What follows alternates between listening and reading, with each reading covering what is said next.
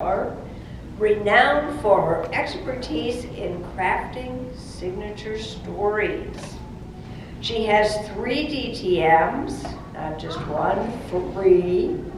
Some of us are overachievers. And is a certified world-class speaking coach. Talk about overachieving.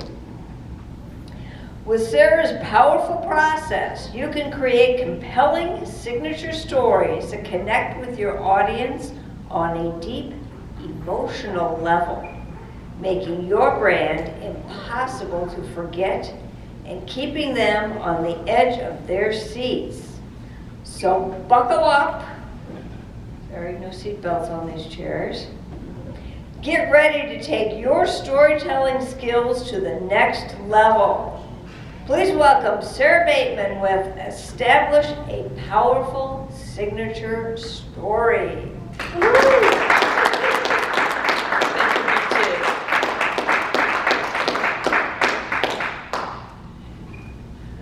When my son was in high school, he had a friend, Jeff.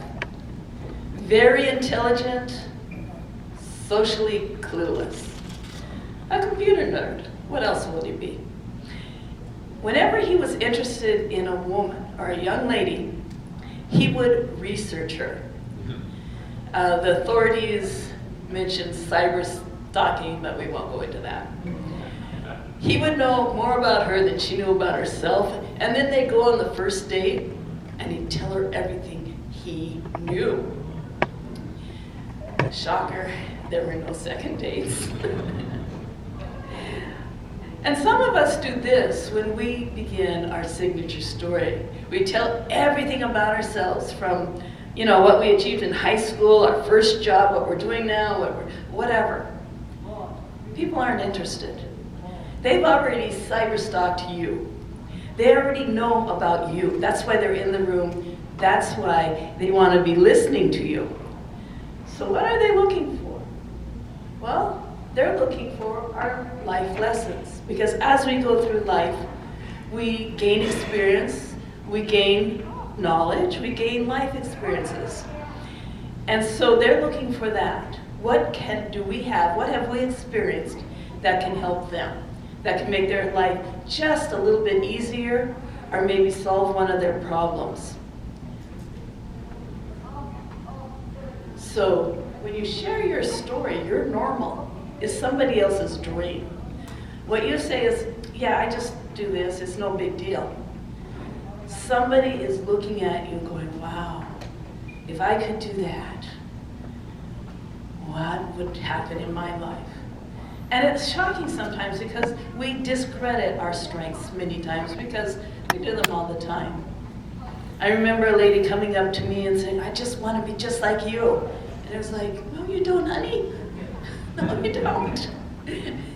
Because she saw all the good things in me, whereas I tend to look at the flaws. So what do you have that others are looking at and going, I could use that. I need that in my life.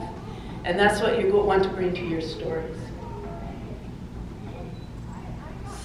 One thing I learned is you must use your voice to be visible.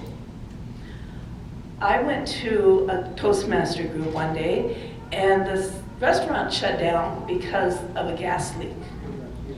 And so we just went down the street to the pizzeria and had pizza. We were having a very good time. We were just chatting and talking. And near the end of the evening, Jody stood up. All evening, Jody was sitting next to me. I was shocked. I had forgotten she was even there. She stood up and said goodbye, and it was like, I hadn't noticed her all evening because she never said a word. And so that happens, that was an epiphany for me. That was an epiphany that she was actually a mirror to me. Because most of my life, I had been the cautious person, the quiet person, the person who wanted to go under the radar. But what happens is that you lose so much out of life when people can't even see you, they don't know you're around. They look at you and think, yeah, I might have seen that lady somewhere before, but they don't know where. So that was my epiphany, that I had been living too cautiously, too quietly. And that is when I started to change. So I want you to think a moment. What are your epiphanies? What in life have you gone, oh, wow, I hadn't thought of something that way? Because every epiphany, they have a story. Every epiphany behind them has a story, like the story of Judy. I want you to take just a moment and think about what story illustrates your epiphany best.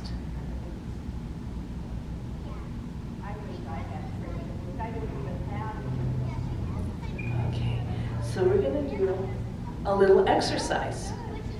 And I'm going to have you turn to a neighbor and tell your story. I want it to be short and specific. This is like a table topics. 2 minutes. You get 2 minutes to tell your story.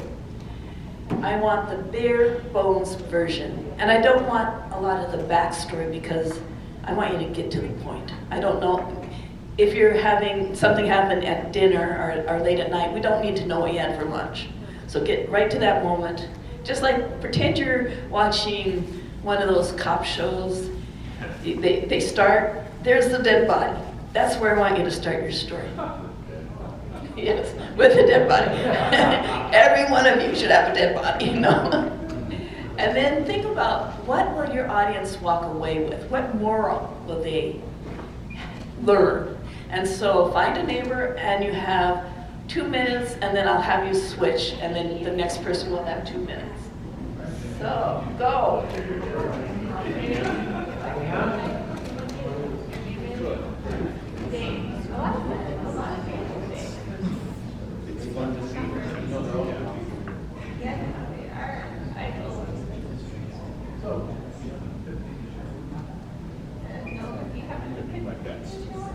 Still coffee efficiency. Let's see.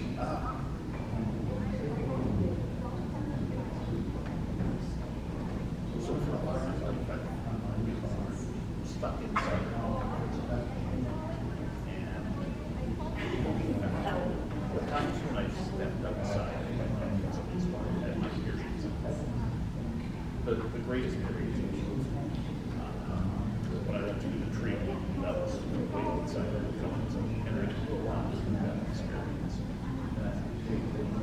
But since that time,